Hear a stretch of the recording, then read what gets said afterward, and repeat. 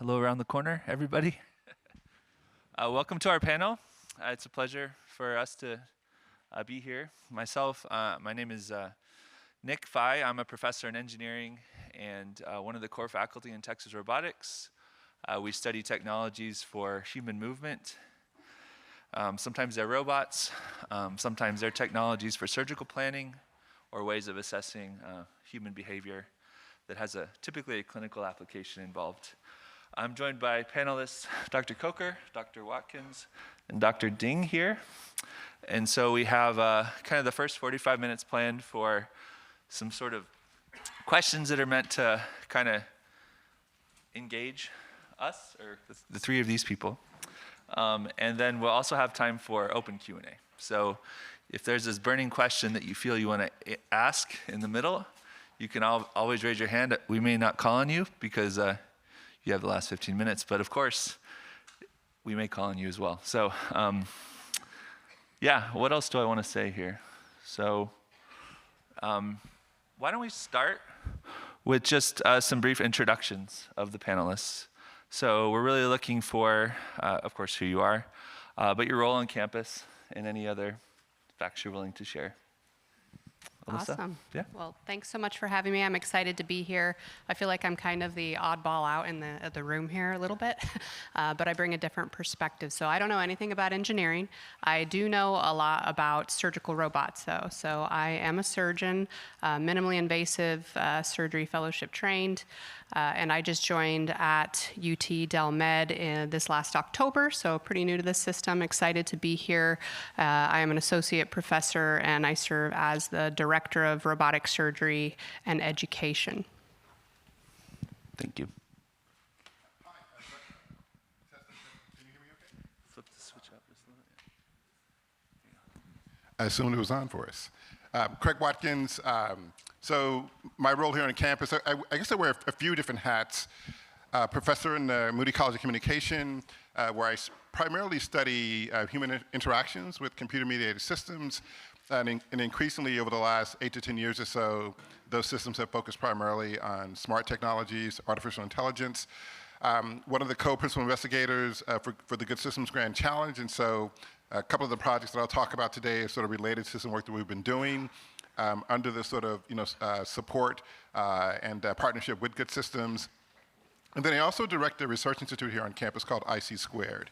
And at IC Squared, we've been focusing primarily on the intersection between health and AI, collaborating across campus with various departments, various specialty areas, and more recently, sort of initiating a couple of pretty large projects with the medical school, which may come up as well. But we're very much interested in the ways in which humans are beginning to adapt to AI systems and how we're beginning to integrate them into clinical practice, clinical environments, and decision making.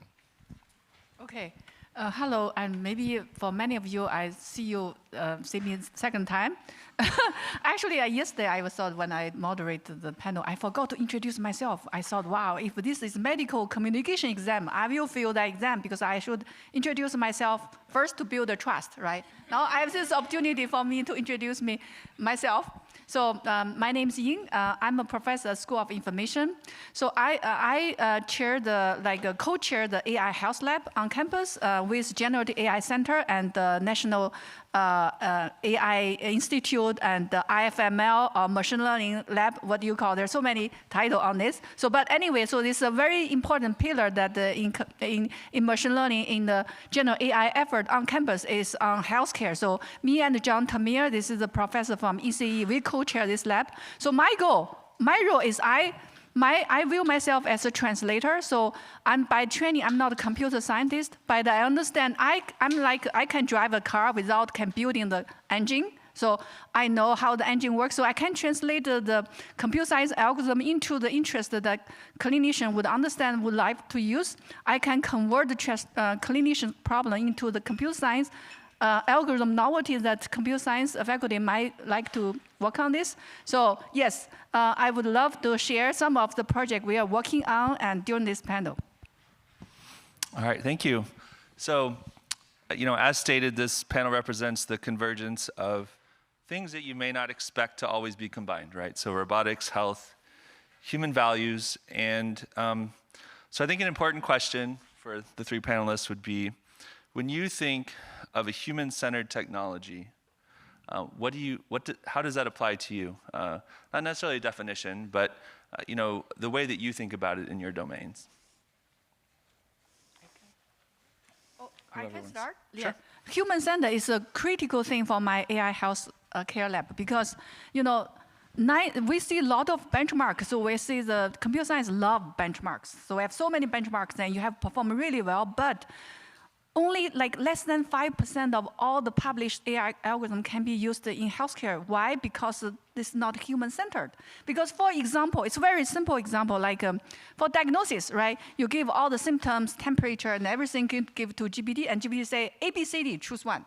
But this is not how the doctor diagnoses a patient. So it's like a multi-turn, like, oh, you first come to the clinic, you say, I'm not feeling well, and say, doctor will say, oh, what happens? Then you add something more in my temperature, and then say, oh, by the way, I'm taking this drug. So it is a multi-turn. But if you convert the same thing, same input from the bulk of the information, give the GPT all convert into multi-turn, the accuracy will drop more than 30%. This is just people already. They're not testing in healthcare. They're just testing in any other domain, like a database, mathematics, reasoning. These people just accepted by iClear 2026. And we just let my student test, just preliminarily test some healthcare things. They drop dramatically. So, but that's how we deal. We're working with GPT all the time, right? We don't say we give all the things to GPT. We just like conversation because sometimes you don't know what actual things you need to provide. But if you do in multi-turn, you will get a very bad result. So that's all human-centered. You really have to think about in clinical side. Missing data, there's structure missingness, purpose missingness, and on-purpose missingness. I learned so many missingness by working with psychiatrists. Domain expert that for us, we're just doing data augmentation. No, it doesn't work. So there's a lot of human-centered things we need to take a look. And to clarify, mostly around diagnosis, tools for diagnosing and for many conditions. Things. Yeah, okay. Yeah, like medical education, we build a bot for the MD Anderson. Yes, right. It's also the bot. You tell the bot, you have a daughter, you're graduating, but then he suddenly say, I have a son that in the high school or in the middle school, it's all wrong. Like even you give the prompt to the chat, after 10 minutes conversation, because medical education you have to have a 10 minutes. Most of the benchmark, you go to look at, I look at, there are very few multi-term benchmark. If you have a multi-term benchmark, it's only, average is only 3 terms. It's like just, I talk to you, you talk to me back, done. This is not the real world clinical conversation. So there's lots of problems. Sounds good. Keep coming this way. Yeah, no, absolutely. So it's something that we think a lot about in the work that we do, and that has been informed sort of consistently over the years by Good Systems, which is always sort of invited its researchers to sort of think about the human dimension, right, of AI and its application and its impact. And when you start thinking about, right, the deployment of AI and other kinds of systems, right, in sort of high stakes contexts, right, then getting, right, the human value question is really important, right, because obviously in healthcare, the risk can be, strikingly high, right, life. It doesn't probably get any much higher than that. And so bringing, right, consideration of human-centeredness is really important in that context. One of the things that we do in our Good Systems research and at IC Squared is we do a range of things, but we spend a lot of time talking to clinicians, for example, and trying to get a sense of their perspective and their disposition related to these technologies. What fears do they have? What concerns do they have? But also what aspirations and hopes that they have. And one of the concerns that, there are many that get expressed, but one of them, right, is concerned about technologies that are being built without their input. And so this idea, right, of building these systems for rather than with them. And so as you think about, right, sort of human-centered, health-based technologies and platforms, it's this idea, right, of how do you begin to sort of do this in ways that are sort of clinically relevant, right, that could actually be integrated into like a workflow, but in many respects, right, are also sort of, connected to and aligned with what the kinds of problems and conditions that clinicians are trying to solve. And I'll just give you sort of one specific example. So about 2 or 3, actually I guess now about 5 or 6 years ago, a good systems project that we worked on. It was a team that we sort of composed together, social scientists, computer scientists, and computer psychologists who sort of brings a lot of computational work to that space. And we were developing similarly like a chatbot, right, for postpartum depression. For women, for example, who are sort of grappling with some of the challenges that might come with a condition like that. And we got access to a pretty unique database, right? Or data set, and it was essentially a data set made up of text messages and other kinds of communication between trained human professionals and the clients or patients that they were sort of providing the service to.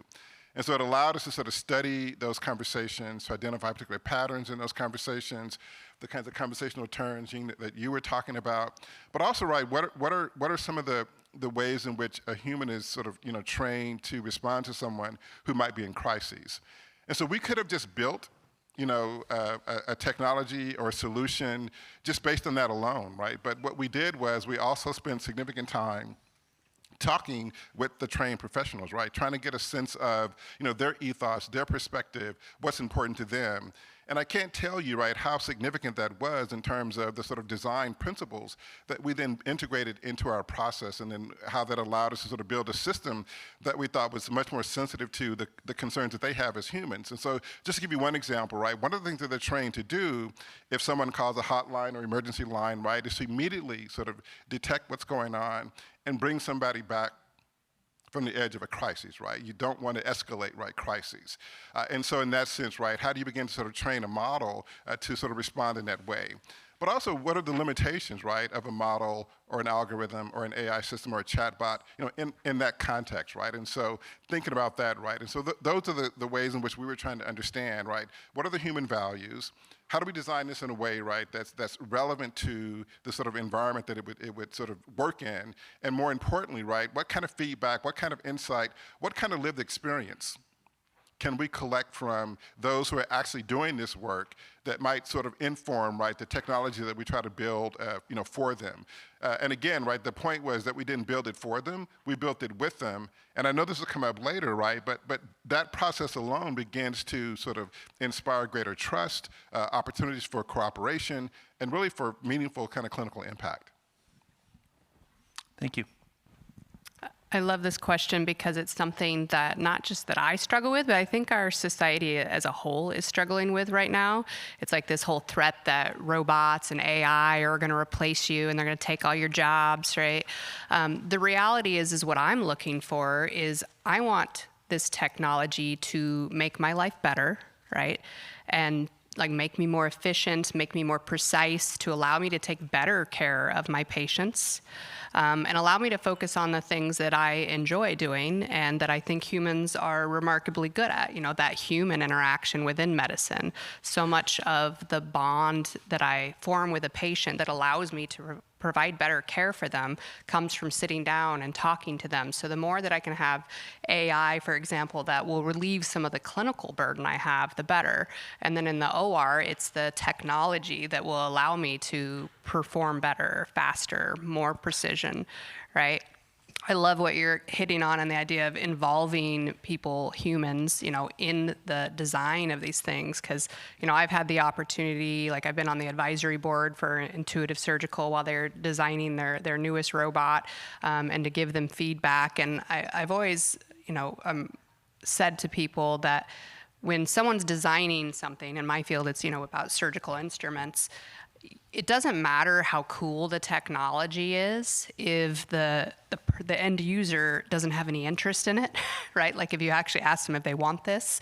For me, and I think a lot of you will probably be surprised to hear it, but like the reason I went into surgery is actually because it's creative. That's what I liked about it, right? Like I have a problem, I have limited things, resources to solve that problem, and I have to think through what to do with it. So I actually have no interest whatsoever in a completely autonomous robot that will do all of surgery and me supervising it. That's not a future I want to be a part of. And I think we have to remain human-centered as we design this technology, so that people will actually absorb it and want to use it, and to kind of keep us happy as a society. society as a whole. Like, I really think that humans need jobs and purpose to stay happy, and so we can't just replace everyone because we're all gonna kind of be in a sad situation. Great answers. Yeah, and I think your answers, all three of you, reflect, of course, the domains that you're in, but they don't exist on their own, right? So some of you hit on this, with respect to like a co-design approach, where a developer is working with a clinician or a caretaker to develop a technology. But more broadly, what are other ways that we can better account, for example, for health-related technologies that need to be personalized? And of course, you can think about personalization in multiple ways. And in this context, I'm going to say that, these technologies need to account for social, cultural, community contexts. So we mentioned co-design off the top of your head, or maybe not. Can you think of other ways that we can better personalize this for specific individuals? Kind of a tough one, but I don't know who wants to go first. Can I start? So I think when you talk about the personalization, I will think about explanation. So like explanation. So many people work on AI explainable AI, right? It is a very important topic, but because the AI become more and more black boxed, right? The black box is opposite side of application in healthcare, because in healthcare you require the physician to know why, and because they are responsible for this treatment or decision, and they also have a legal responsibility for that. So explainability very important, but explainability has there's two kinds of explainability. One is you build a model, you explain for the group of people, the cohort, because you build a prediction for like 500 people and predict certain things. So yes, but also explainability has to go to the individual, because in the end, you treat people, you actually individuality. That how do you bring the explainability to the individual level, right? There are some algorithm. I think maybe many of you are familiar with Shape. Shapely has been already widely adopted in industry, right? And used for explainability. It's a post-hoc explainability for both group and individual. And Lime, and now people say, oh, post-hoc is not great, because post-hoc is, you already build a prediction model, then you just approximate. Because most of the prediction model is not a linear prediction, so it's non-linear, so you have used Lime and others to linearly approximate, then they think it's not great. Then people talk about the intrinsic explainability. So nowadays, everyone talk about intrinsic explainability is your prediction and explainability happen at the same time. But I talk to doctors, say, we are very excited. Actually, we got the Texas Catalyst project and work with a neurosurgeon. That we really appreciate he has time even join our meeting, right? Predict the stroke rigidity. So stroke rigidity means you have stroke, then your finger will become stiff, but there are 30 days window that as some intervention can happen, can not prevent, but reduce the rigidity during the 30-day window. But you need to predict earlier, then the intervention can come within the 30 days. So we do this prediction, we come out with those kind of explainability and talk to surgeons, they get so confused because they say, oh, why I predict this guy will have rigidity? Because he's 50% he's above 80, and 3.5% he's a male, and 2.5% he live alone, and 8.5% he eat that medication, or like 0.5% he has some family history. And he said, oh, we never diagnose people in this way, because we are not, this is not explainability to me, because this is just all these numbers and percentage. We're not the diagnosis of a person just because you're 5% you are with some other features. So explainability itself is also, I think there's a big gap between the computer science and the clinical, and how we can bring the explainability. We definitely need the explainability for individual, right? How we bring this. I still haven't seen any great work into this, because they even speak different language, because in doctor, they speak explainability, they use a risk score. They don't use this 5%, 10%, or this feature is contribute 80%. No, they use risk score. So their risk score is very different from us. And I know there is a professor, I forgot, in Yale, and she actually converted explainability into risk score. But still, there's still the gap how you can translate into the risk score, then the people really can apply in the clinical domain. So I think there's still the gap there. So transparency, co-design, getting people together. Any other ideas, Craig? Yeah, I mean, so the question makes me think about another project that we're working on. About 5 years ago, 6 years ago, we started sort of thinking about a digital health platform delivered primarily through a smartphone, for example, that might do things like capture digital biomarkers, right? So capturing certain kinds of behavioral components, right, that might provide some type of signal or feedback to a clinical team in terms of how a patient is doing. And that was inspired in part by after having several conversations with clinicians.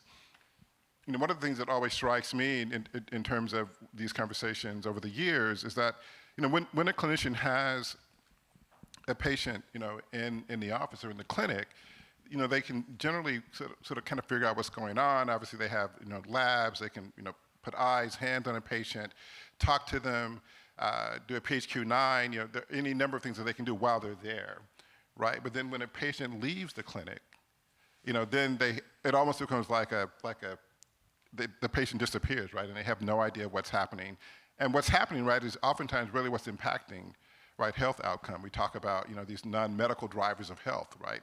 The environment that someone lives in, the sort of resources they have access to, and how do you factor that into some type of analytics kind of framework to give you sort of again this sort of important kind of feedback and signaling that really might add a little bit more depth and dimension to how you understand what's happening with the patient and how you might plan out a management course for that patient.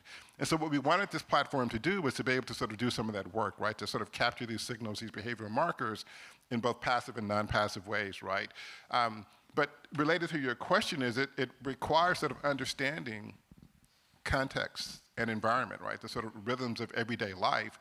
And in order to do that, right, it demands that you understand, right, that social context, that community context. And so, really trying to think about, right, how do you sort of align all of these different sort of elements together, like the medical, the behavioral, right, the demographic.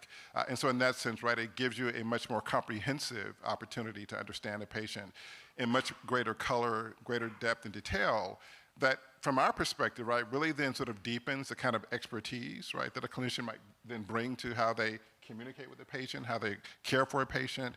And so that's something that's really been important to us, right, is trying to study those environments. And so when we do this work, right, and maybe it'll come up later with a surgeon that we're actually working with, really, how do we understand their patients, right, as they're recovering, right, when they're outside of the clinic, post-surgery, and sort of understanding that context and those sort of environments is critical to doing that because that's really, right, what's going to impact the path to recovery. Yeah, on a similar note, I think, we talked about the collaboration between developers and clinicians, but as you're saying, it's so important to also have the patient perspective in there, right? When we're talking about healthcare or whatever your end user, like who are the people that are going to be benefiting from this, not just using it, and making sure you take that into account. And one of those, perspectives sometimes is just their willingness to accept technology, whether they want this to be a part of it. Like we're designing, at Dell, a brand new hospital. You guys heard of this? I'm sure they're building a brand new medical center, and yeah, not here. And thinking, and it's a very interesting problem, right? Because you're designing a hospital for the future, essentially, right? So when we go and meet with, people who are, in device development and all that, it's like, well, I don't necessarily want what you made today, right? Because if I buy it today, it's going to be outdated by the time we build the hospital. So it's trying to build something for the future, but also understanding what patients will, in my opinion, tolerate in terms of technology. So like one of the ideas thrown around is like, oh, let's have cameras everywhere so it just kind of tracks your progress. Once you walk in, you don't need to check in. We use facial recognition and we know it's you and we can track your progress throughout the stay. And so some people who are like tech nerds are like, wow, that's really awesome. I love that, right?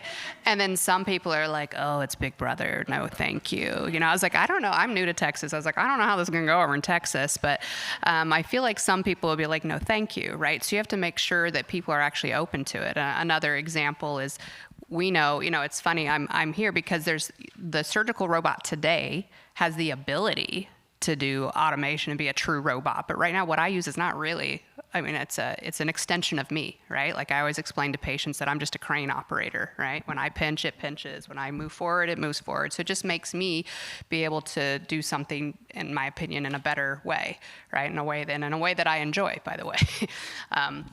Which I think matters. That's, again, the end user input, right? But there are some people who are still very against it. Like I just happened to be in a coffee shop the other day talking to some, you know, leadership from the surgical robot company, and one of the other patrons in there overheard us and came up and kind of accosted us and was like, that thing mangled my friend, you know, and I was like, okay. And I didn't want to really engage, but I tried to gently say, it's not really the robot, it's the person using the robot, right?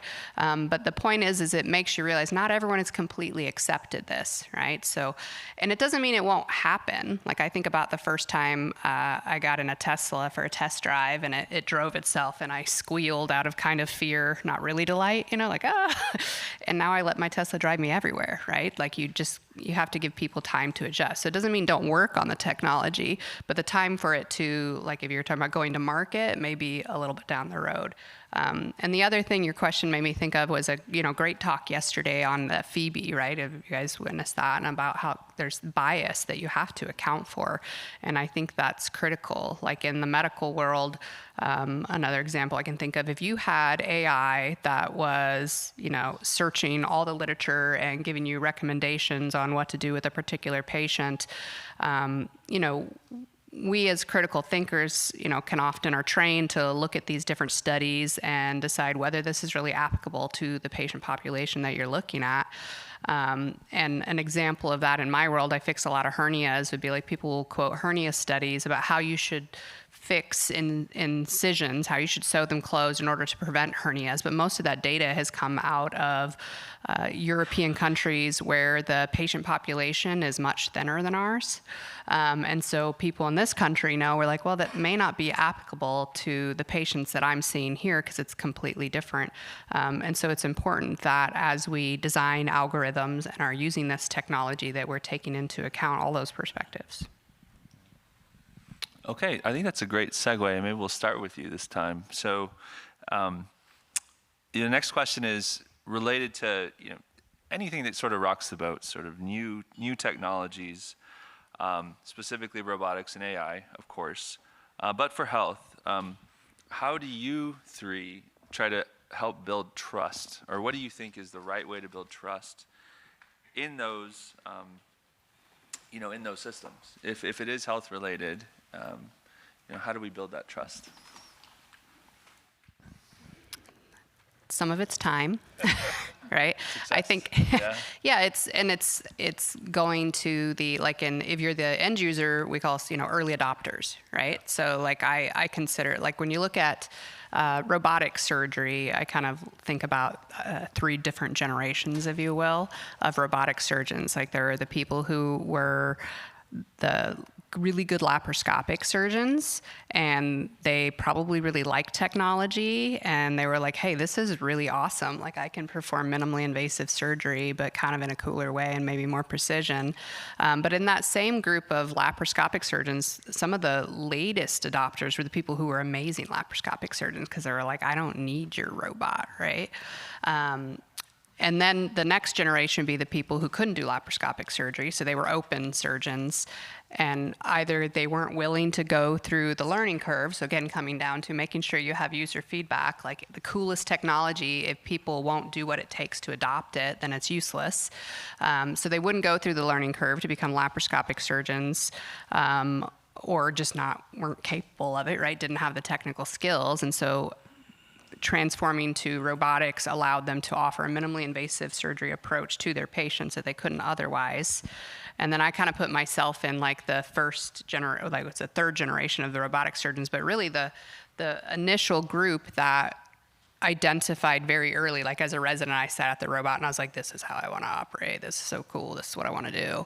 And so even though I trained in lap and I trained in open, I pretty much as an identity identified as a robotic surgeon very early on. And across all those, though, there's been tons of naysayers along the way, and they're like, oh, this is going to go away. And I think it was mentioned yesterday, it's been over 20 years. It's been actually 26 years. So in 2000, Intuitive got their FDA clearance. And so it's not really going anywhere, and the growth trends continue to go up. And part of that is simply, one, coming up with better technology. So even if you come out with something right now and people aren't really ready for it, it might be just giving it time for it to progress and become better than what it was. Like, I don't want to bore you with too many details about why robot didn't take off in general surgery way back in the day, but the reality is the robot that then came out more like 2014 was a completely different beast than the robot of 2000, right? And so it allowed general surgeons to be like, okay, now I can deal with this. It's not going to take as much time to set up. It's going to be much more user-friendly. And so some of it's just the progression of the technology. But then it takes people, those early adopters, being very patient and persistent, for that technology to survive to that point that it can progress. And then like anything else, like I always say when it comes, like me, I'm new in town, I'm trying to build a practice, right? It's like you do good work and you have good results, right? And eventually people will catch on. Yeah, it's certainly something that comes up in our work frequently. This idea of a trust gap, it's quite real and significant, right? So we did with partnership with Good Systems at IC Squared, we did a survey of clinicians around the state of Texas, healthcare professionals, and I was partly surprised because they were not as resistant to AI as I initially thought they might be. Very much recognizing, right, that these tools will be a part of the workforce, will be a part of the environments that they work in, and sort of understand that they're being pulled kicking and screaming, right, to that future. They sort of understand that that's just a reality. But they have a lot of sort of concerns, right, about what that future will look like. And so there is this huge trust gap. I think something that we're all sort of referring to, right, is there are a host of stakeholders here that have to be both identified, and in their interest, their motivations, right, their investment in whatever this future might look like, have to be considered. And so, for instance, obviously the stakeholders are the clinicians, right, as varied as they are. And so they too have concerns, right, about these technologies and about these systems. Will they be designed in a way that enables them to be much more efficient and proficient, right, in terms of the work that they do? Or will it, have the counter effect or impact? And we see some evidence of that as well, in terms of at least some concerns about technologies that's supposed to make the workflow more efficient, but in fact, right, adds additional sort of layers or requirements, right, that then sort of diminish, right, the sort of efficiency capabilities of whatever a system might be. And obviously, right, patients have, a lot of, concerns that are trust related. But I would say transparency, right, being transparent both about how these systems are designed, I think is really important. Being transparent about how these systems are deployed and used in a clinical environment is really important. And so to the extent, right, that organizations are increasingly open to that, right, and that might be part of like a governance, kind of, approach or framework, right, for how one goes about really trying to embed ethics, really trying to embed safety, really trying to embed these kinds of principles, not only into basically into your ethos, right, in terms of how your operations and how you work and what's expected, right, of everyone who's a part of that organization. And so in that sense, right, those are some of the things, right, that certainly can lead to trust. And then obviously, right, one of the big concerns in all of this, right, is just data, right, and how do you manage people's data? What do you do with people's data? How much control, if any, does a patient have over how her data might be used, right, in a particular sort of setting or environment? And do they have the option, right, of basically refusing or limiting, right, how their data is being used? But again, just being transparent about that, understanding that is very important. There are whole other kinds of frameworks that are being developed, right, sort of independent third-party evaluators who come in and assess or audit, right, a technology. So if you have sort of some type of outside sort of independent sort of authority saying, hey, this technology meets these benchmarks in terms of safety, meets these benchmarks in terms of responsiveness to a patient's needs, then that might also engender more trust, right, in terms of the technology as well. So there are a number of different things that people are beginning to experiment because they recognize the importance of sort of addressing this trust gap because it's real. I'm going to switch the question a little bit. We're going to stick with the same theme. And I love that you brought up governance, and multiple stakeholders, of course, patients, caretakers. Is it only trust, right? Is it, do you feel that, the trust is more of this idealistic way of thinking about this is the way it should be, right? But in reality, you know that if it's a department of surgery, if it's an allied health clinic in my domain, maybe that fits prosthetics and orthotics to people, is trust really the thing, or is it the value, right? And you brought up third parties, which in the case I'm talking about, right, that's the insurance company that needs to then pay the clinician who decides to put the device on said patient. And so there's this huge shift in value-based prescription that gives clinicians the best chance to get whatever technology they prescribe for people reimbursed. So how do you think about trust versus value? Yeah. I can start. So it's a very good question because I think trust is a very complex concept, even for human. Like I give you stories. So it's a friend of mine, and they want to go to do a surgery. So they actually ask people, their friend actually a surgeon, so they recommend a surgeon, very good. Like you go to website, graduate from Yale and Boston and Harvard and New York best surgeon, lots of title and interview. So lots of trust. We really say, wow, this is the surgeon that my friend told me that they will go. So they trust so much, everything, they just told me, but after surgery, they don't like it. The surgery is not very good. So how we, like, it's just, I haven't talked about AI, it's just like a human. We go to, right, doing the medical decisions. We want to say, well, how do you trust a provider, right? So we don't know this domain. We just look at all these things that trust. But Sam, I think, come back to the value, like GLP-1, right? GLP-1 is very new, right? Nobody uses it, but the result is pretty good. I mean, even for kids, really very scared about needles. Every time you see the needle, will cry and shine. They are willing to do it every month or maybe a couple of weeks. See, this is the trust. I mean, it's a value based. Second, the Upper Edge launch competition like last year. It's actually no matter what you say GPT is bad and has hallucination and the people suicide whatsoever. No matter what, they have a survey in the United States. Anyone who owns the internet. Almost 80% of people are using internet to ask their medical situation. Even you say, this is very dangerous, they will give you wrong advice. They're doing because this value, right? Because they definitely have certain value they can do. For instance, I work with a physician doing autism, and she told me, the on-board appointment for autism kids, you know how long they're going to wait? 3 years. Are you going to wait for 3 years to go to this onboard meeting and I better check with GPT, meanwhile have to solve something? And also for mental health counseling, it's also months later, and your symptoms already gone. So there are people using because of the value. Any thoughts wrapping back around this way? Yeah, the value question is interesting for a number of reasons.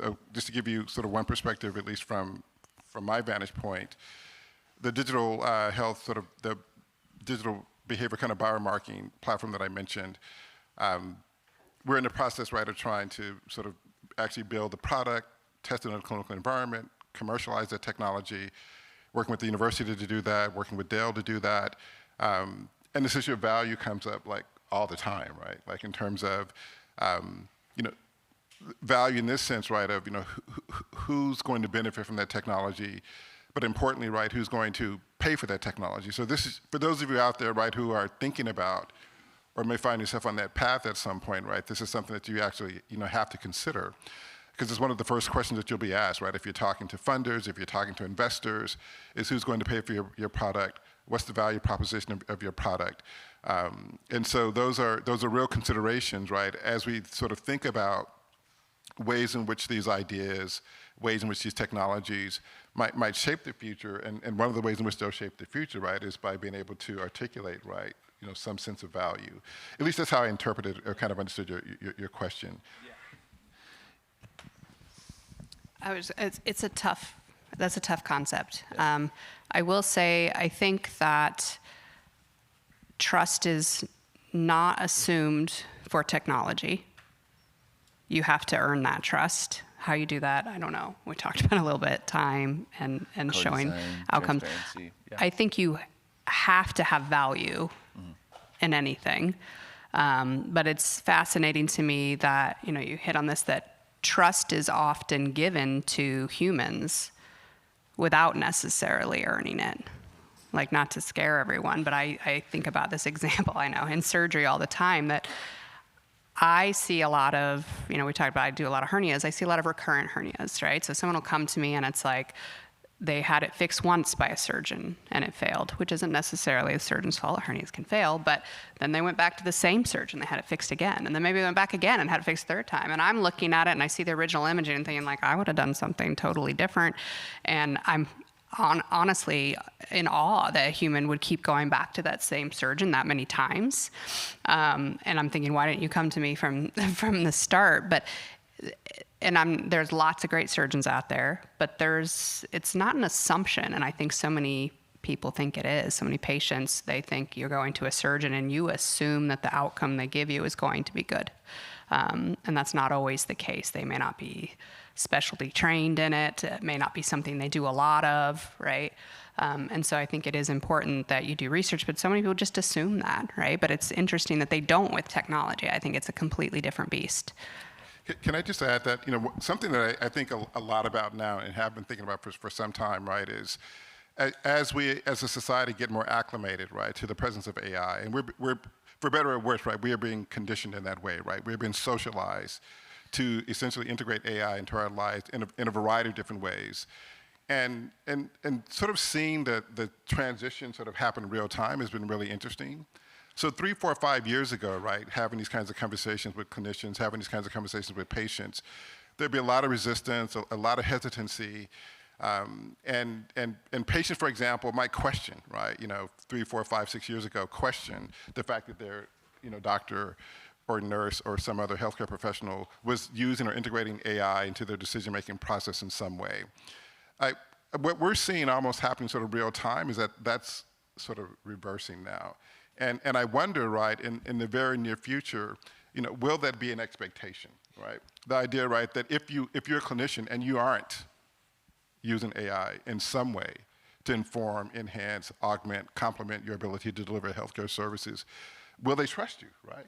And my view is likely not, right? And it's very fascinating, right, how quickly this is all shifting, how quickly our norms are shifting, our expectations are shifting, how quickly our values are shifting.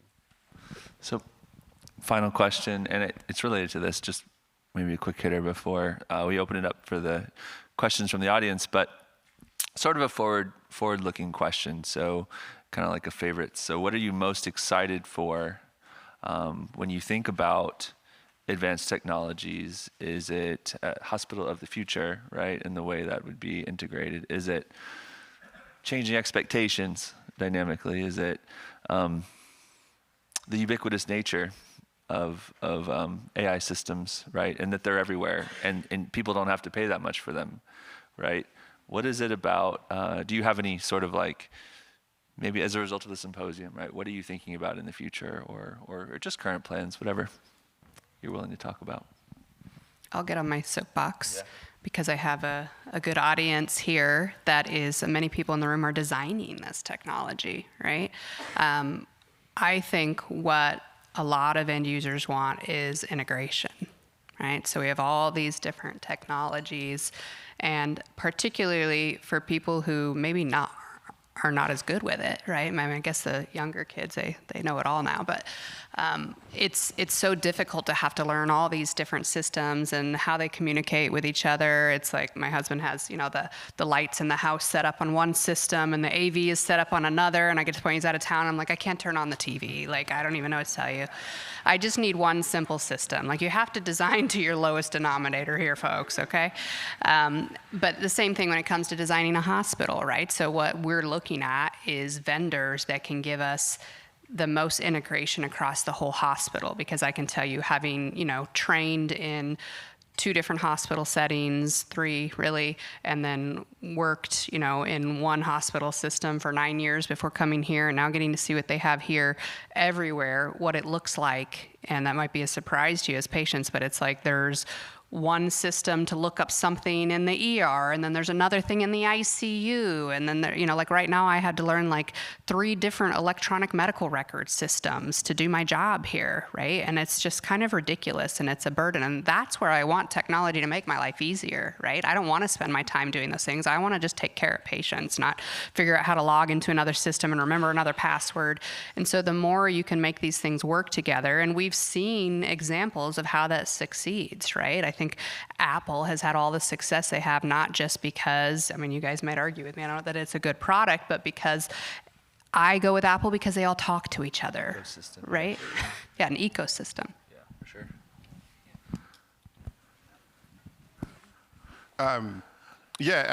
I think for me, what excites me about the future, and this is a flagrant plug for our breakout sessions later on this afternoon, where we're talking about some current research that we're doing, sort of looking at how clinicians are integrating AI, large language models specifically, right, into their sort of decision-making process, and what it represents in terms of, what the future of clinical work might look like, right? And so, as you've been talking, right, I've restrained myself from asking you, and you've alluded to it a couple of times, right? Your hesitancy about, machines being able to basically replace you.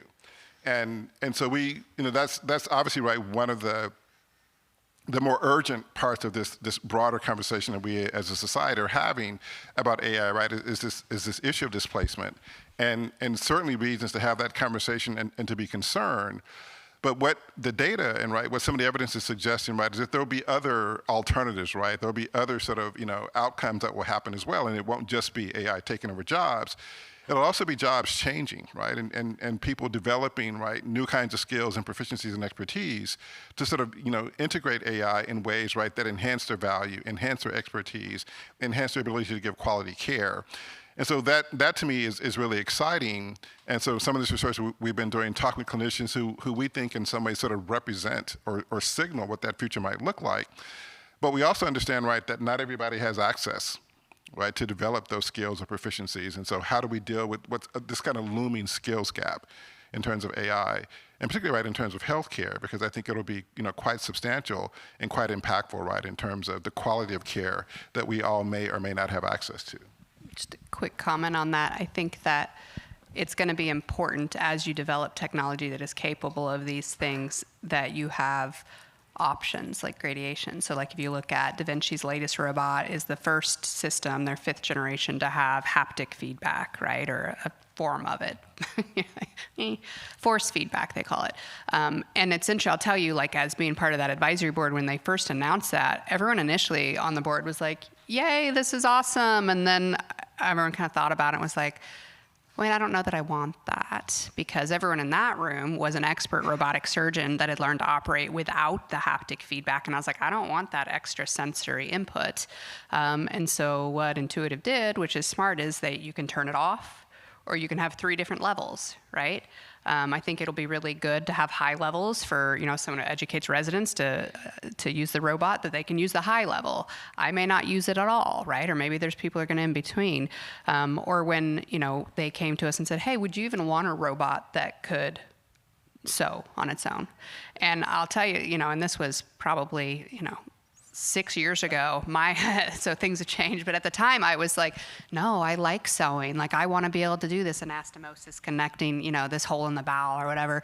And one of the surgeons who was about 10 years older next to me was like, are you kidding? He's like, that's just because you're young. He's like, I would love nothing more than to get to a point where you just hit a button, you're like, anastomosis, And now I'm kind of in between, right? Now I'm a little bit older and you do enough of it. And I was like, I could see a point where I'd get to a day where I'd just be like, you know what, I'm tired today. I don't feel like this. Let the robot do it. And on a day where I'm like, I want to do this, right? Have options. Yeah, I think this is a very good connection, what I want to say. So I think for future, I will think about the human AI teaming. And if you were here yesterday, there's this speaker, the morning speaker has said there are two driverless cars. One is Tesla, the other one, I forgot the name. Volvo, yeah. So he actually enjoyed Volvo because Volvo is precisely what you have. Like, it's like you can turn it on fully, or you can select which level you want the drive, or sometimes you want to take over, and then if you don't do it, then they take over. So it's very smoothly human AI teaming. While in Tesla, it's like you either on or you're off, right? You don't have anything in the middle. So I think in the future is human AI teaming that in a way like Volvo, right? So like a doctor, right? If you really need it or you're busy, you have to do this, then the machine will take over. But if you really want to talk more, to do more human touch to this patient, then the machine can sit back and wait for you. So I think this kind of teaming, and we saw it's great, but even for human we teaming, like we also some has an issue for the teaming together. But I think this is the kind of future we are moving toward that direction. And if we have this kind of team, I will love to visit hospital more often in the future. Yeah, in the robotics world, we say levels of autonomy, right? That there are various levels of autonomy. So are there any questions from the audience? Once again, sorry. Okay, so my question is, how do we move this technology to underserved and third world type communities? Because robots aren't cheap. And by the way, Nick, you can't answer. Because I think you might have an answer. I want to make someone else do it. I want to hear what Nick says. I blacked out when he asked the question. I blacked back to my qualifying exam for my PhD program. No, I think better technology, right? With lower cost, better ways of understanding why things work and don't work. So you think about resources and rationale, motivation. For me, that's a big one for underdeveloped, underserved communities, especially related to global health. Yeah, I mean, this is a massive issue within the world of robotic surgery, right? Like in not even every place in this country, but it's much more prominent here, is there a surgical robot. Becoming more and more common, but there's plenty of countries where they just don't have it, and they solve for it in other ways. They actually charge the patients more. So like if you have a robotic cholecystectomy, like I did yesterday here, your insurance is paying me exactly the same as if I did laparoscopic, so the cost is not actually translated to you as a patient because of insurance contracts. But if you're in most places in Europe, you can opt in for that and pay a surcharge out of pocket to have robotic versus laparoscopic. But then there's some countries where they're just not going to be able to afford it at all. So like in India, this was a problem for a long time, and then Intuitive wasn't able to break into a lot of those countries. And then what we see is, I mean, unfortunately, to develop technology takes a lot of money, right? And so there's tons of money that they need to acquire in order to go into research and development. But then hopefully once those companies do it and then their patents expire, you can translate that to other companies and offer it cheaper. But what we see is people who master it, and then you'll start to see companies that mimic them and maybe doing it at a different level. Like we're at a very interesting landscape for robotic surgery where there's competitors coming out and we're gonna have a lot of different options and they do different things. And personally, I predict we're going to see a future where you have what I call kind of the Ferrari robot and the Honda Civic robot, right? And so not to do an inguinal hernia repair, to do a gallbladder, you don't necessarily need a Ferrari. The Honda Civic will get you there, right? But if you're doing surgical oncology and you need AI and image overlay and advice on what to do next, 99% of the time a surgeon would do this, then that's where that may come in handy. Sounds I can. Why don't we go to another question, just to try to get as many questions as we can from the audience for the next 6 minutes. Am I on? Yeah, I'm a retired urologist. I spent the morning teaching first-year medical students, and I'm fascinated by what you say about the future of medicine. A quick comment and a question. When you were talking about the people involved in the planning and the decisions, I commend you for including the patients, which often gets left out.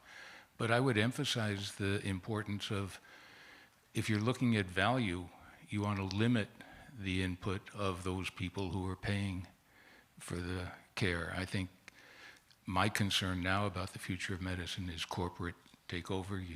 You can't be limited to 6 or 10 minutes per patient in your office, and that sort of thing. And there's value aside from financial value. The models don't work in healthcare because supply and demand just doesn't work in medicine. And I think you can't eliminate the input of the people paying for it. Nobody's going to build you a hospital. But I think limiting the corporate input, and maybe I shouldn't mention it, but political input, I'm not sure that the government should be regulating to the degree that they do what goes on in a doctor's office. That's my comment. My question is, and I don't mean to be glib, but why do we still have diagnostic radiologists and pathologists? 20 years ago when imaging became possible, the prediction was that we wouldn't have that anymore. The machines can certainly read an X-ray, a CAT scan, better, if not as well, than the clinicians, the pathology as well. And maybe we'd have reports the next day instead of 2 or 3 weeks waiting for finding out whether you're sick or not.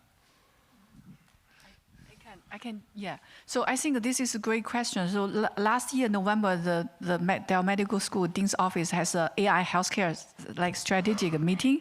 And there's a keynote coming in. The first thing they say, AI will replace radiologists.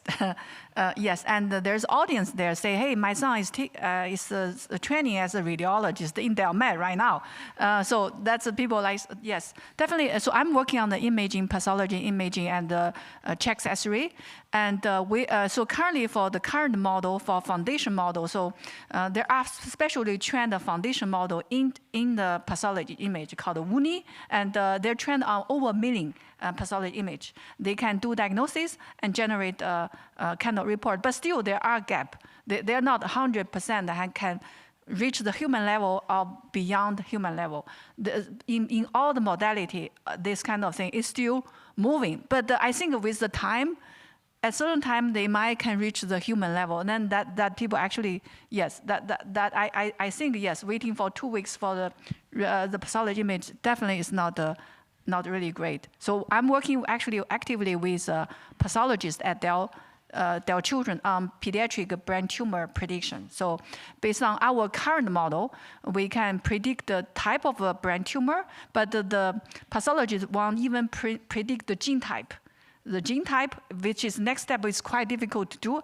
And the next, in the reality, he doesn't want to do gene type. He wants the methylation of gene, and that are quite far away from where we can achieve at this moment. But I still, yeah, that's where we are. There was an interesting report in the New York Times, I think last year, about this precisely, and they featured the Mayo Clinic, right? And to your point, right, people were predicting, right, that you really no longer needed that specialty because of imaging and how effective it is now. And it turns out, right, that they actually are hiring more and more radiologists, right? And in the article, it talks about what it is that humans bring, right, to the practice, to the experience, the channel of communicating with patients, with other clinicians, and just how important that is, among other things. And then to your first point, that's something that comes up in some of our conversations with clinicians, or concerns about the kind of top-down, kind of corporate sort of impact, right, on how AI will play out, right, in sort of real clinical practice. Think about the electronic health record, right? I think most clinicians that we talk to, and you just described your own sort of annoyance with it, it wasn't really it's built right for billing and not really built to sort of support and enhance care. But it was something that was just sort of dropped in on them, right? And they were sort of forced to use it.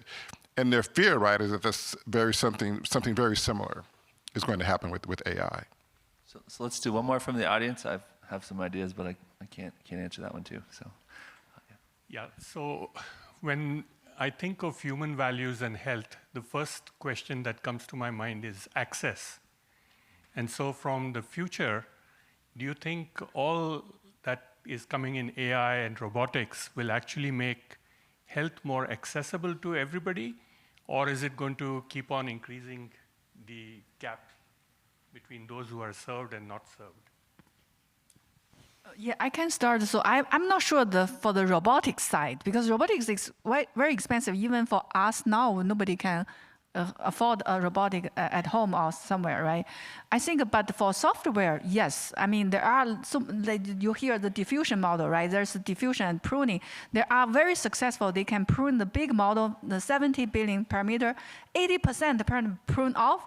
They still can perform, but then this can fit into a mobile phone. So basically, the mobile phone is the best access to healthcare, because almost a whole, I think, 80%, or even in the third world country, they actually heavily rely on mobile phone. So there are apps actually can fit to the mobile phone to achieve roughly the very good output. all right. Well, I think we're at the end here. So maybe a round of applause for our panelists.